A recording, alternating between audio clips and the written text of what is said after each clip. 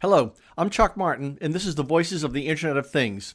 With me today is Christoph Bornschein, co-founder and CEO of TLGG, the digital strategy consultancy that is part of Omnicom.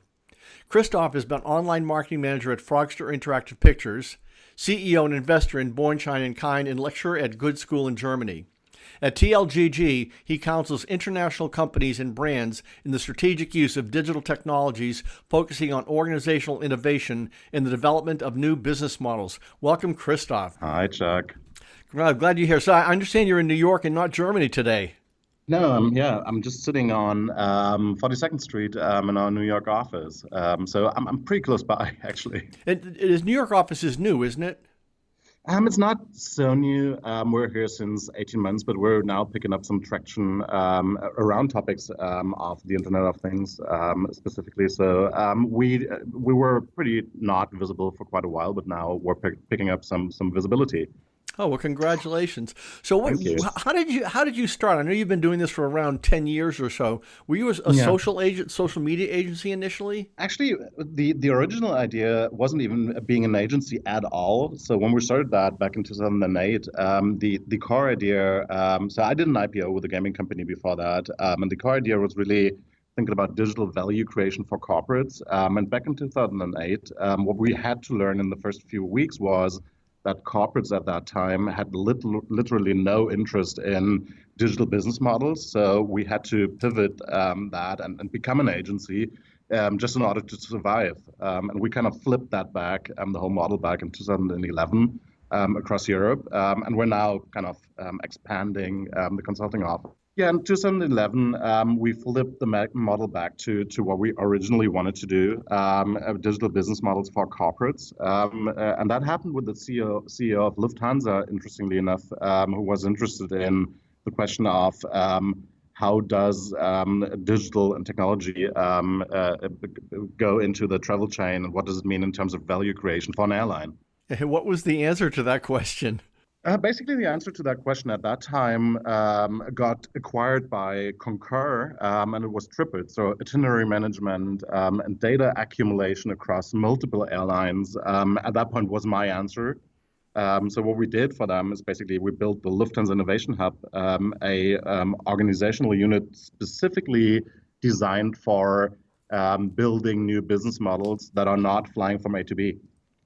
So your organization is built as a digital transformation agency. What does that mean? I would say that the agency, the word agency, is something that we just left in there from the past. We would see ourselves more as a creative class business consultancy.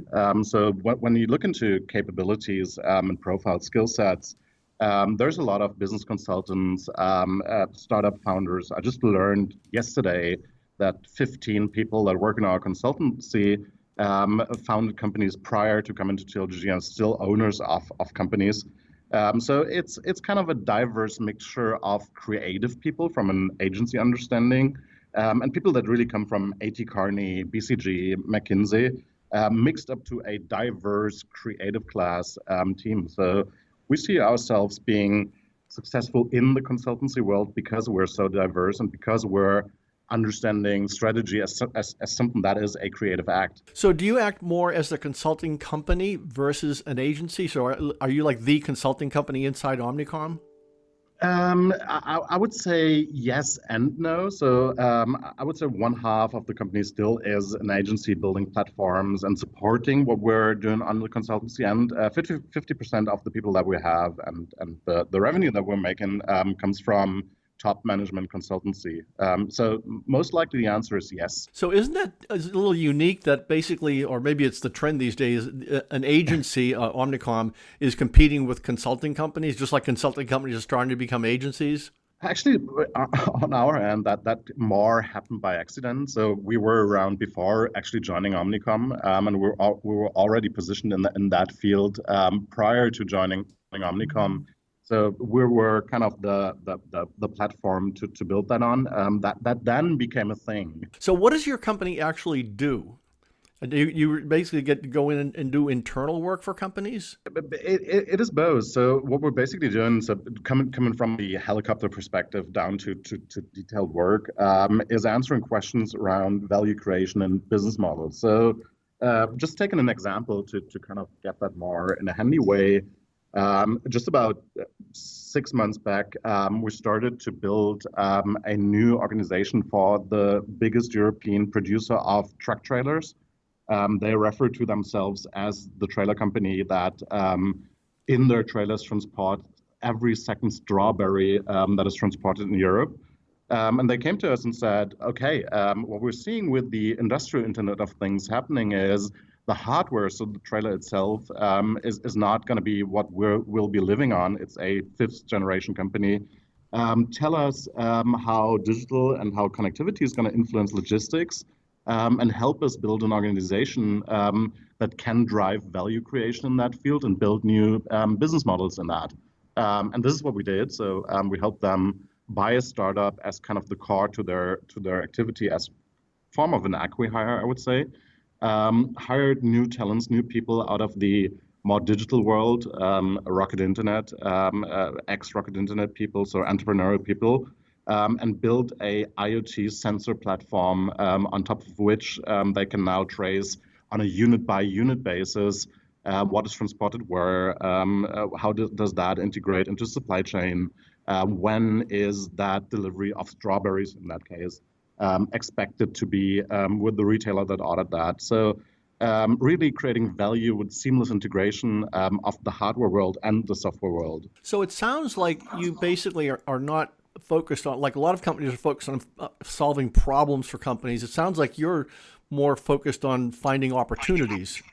That's really how we would see that. Yeah, it's a creating an understanding of where is value and what drives value in certain industries, and how do you build for digital growth, as it is called nowadays.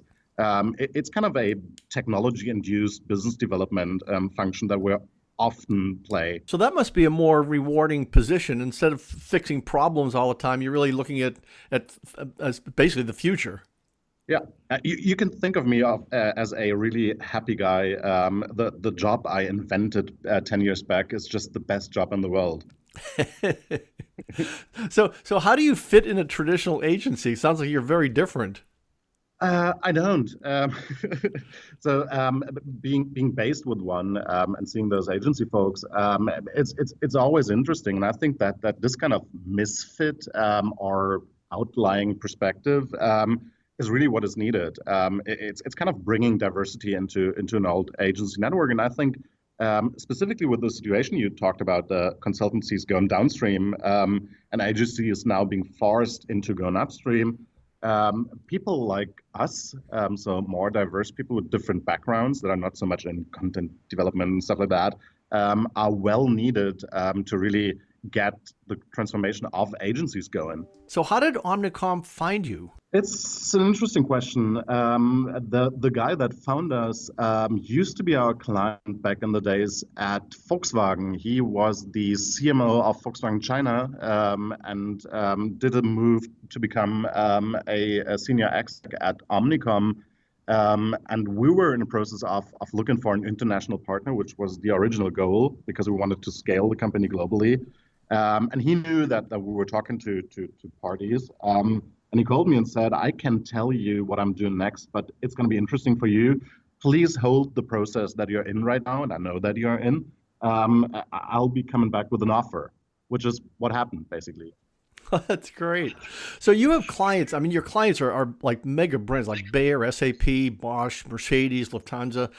What are they looking to do? Do they have to sort of wake up one day and say, okay, we need to look at our next things?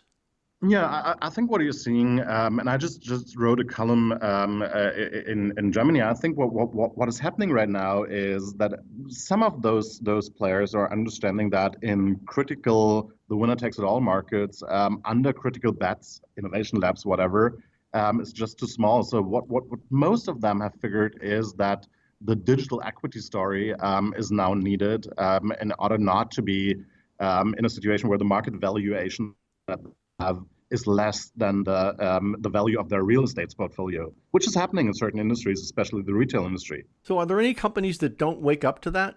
Oh, there is. So specifically looking into the European structure of economy with a lot of value being driven by family-owned companies, sixth, seventh generation companies.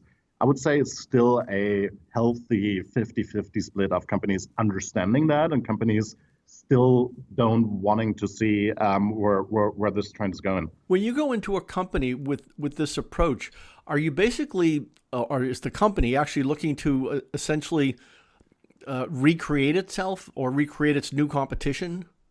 It really depends. So we're seeing that now. So we're seeing. Let's just take an example out of the retail world. We're working with Metro. They're the fourth biggest group retail group globally, in operating in, I would say, 25 countries. And what they're seeing is that in a world of Amazon, their business could be Amazonized pretty quickly.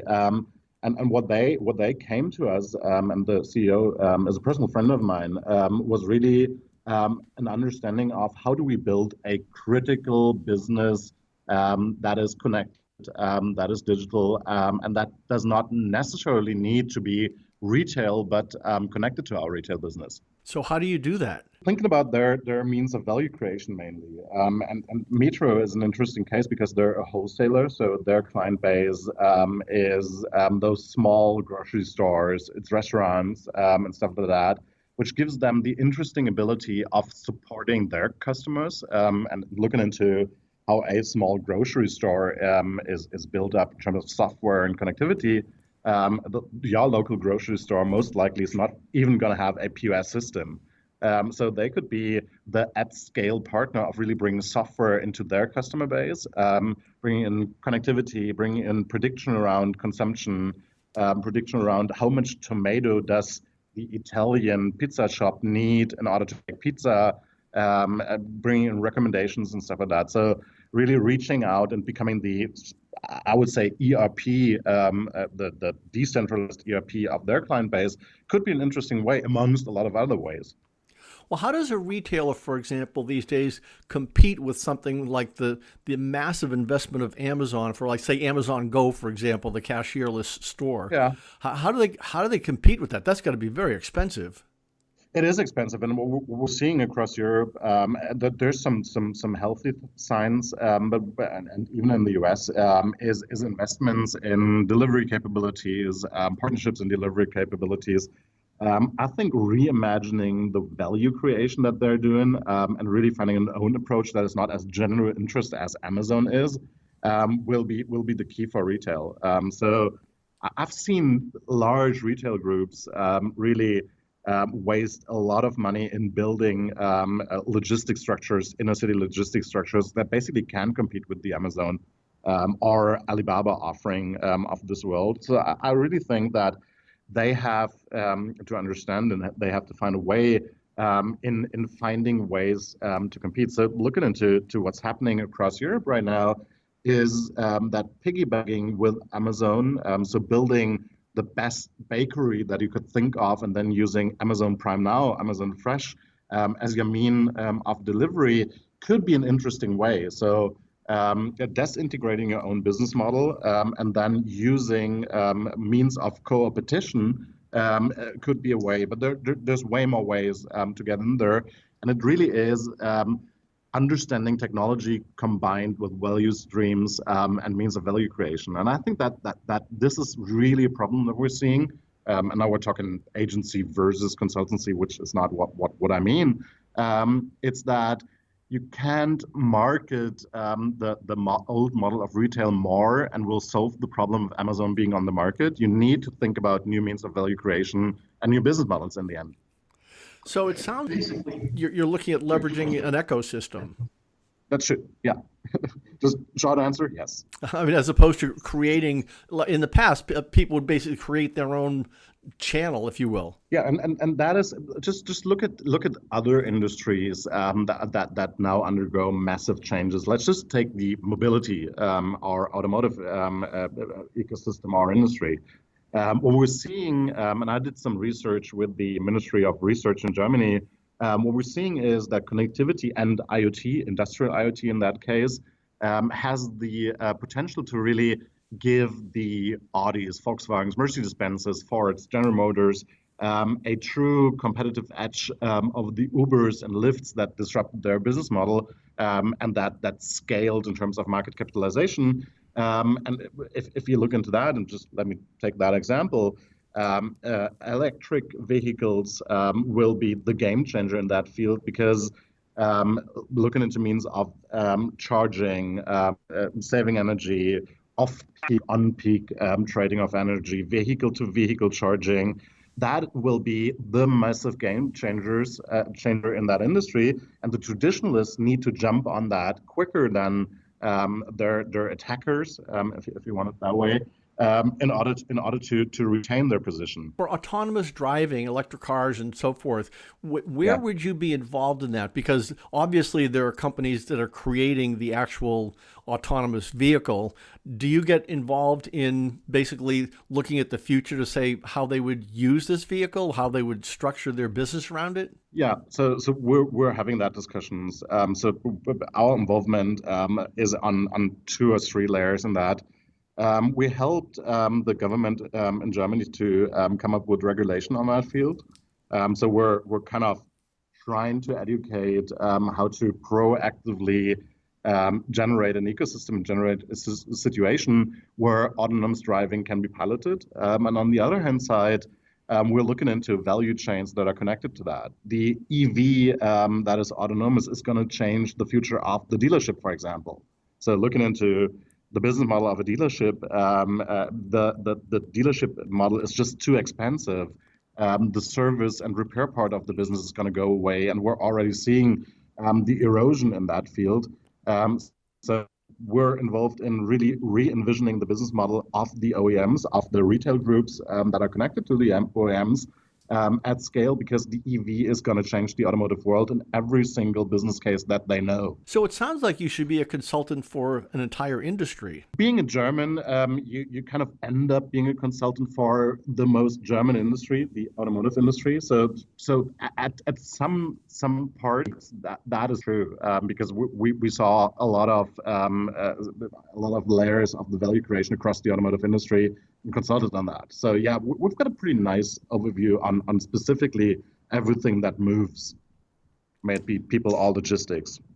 So because of the way that your organization basically thinks, do you end up coming up with something and say, oh, this would be a great approach for company X, and then approach company X and say, hey, we have some thoughts that could really help you? We could do that, but the true story is, in most of the cases, we just get the right questions already to come up with that envisioning and creative process. So think about that. I think not, but we could actually. The way we're thinking about stuff would allow that. Well, is it mainly the companies that say, hey, we need some new thinking here, they bring you in? Yeah, but it even is, and this is really something that we're seeing right now when we look at the whole companies. In some cases, it is the D level that understands the change and gets us in order to convince the C level. In some company cases, it's the C level understanding that the entrepreneurial thinking deeper down in the hierarchy is not there. So it's a lot of constellations that we're seeing. It sounds like when you're involved with a big organization, there's a lot of change involved inside the company. How do the people inside the company handle that? That really depends. So we see, this really, from our understanding and from what we learned so far, it really depends on the culture that the company already had. So if you go to a traditional mechanical engineering company, like we have so many in Germany, and you start applying software capabilities and software value creation to what they're doing in mechanical engineering, what you still see is a lot of pushback from the mechanical engineers because they feel that software was used to kind of steer and control their machines, but they still feel that the machine, the hardware, should be what they're creating value with. And you can imagine that this is leading to interesting conversations. So who has the conversation? Your group, or does the company have to do it by themselves and kind of work through it? And we're helping to steer that, and we're helping to find pilots that convince people. And what is cool about the German engineer, just to put out kind of a picture of that, is that they're really interested to see new things. And if you start to build prototypes and pilots that show them in a more haptical way what we're talking about, and go away from just concepts, in most of the cases, they start to become supporters of that because playing around with new things and with what they would call inventions seems to be something that their brains work on. So how do you track and keep track of technology as an organization? We're doing a lot of research. So my Slack consists out of, I would say, 20 different trend channels alone. So just jumping in here and reading the names of the trend channels that we share the information on. There's trends China, trends data, trends education, trends farming, trends fashion, finance, future work, and this is just half of the list.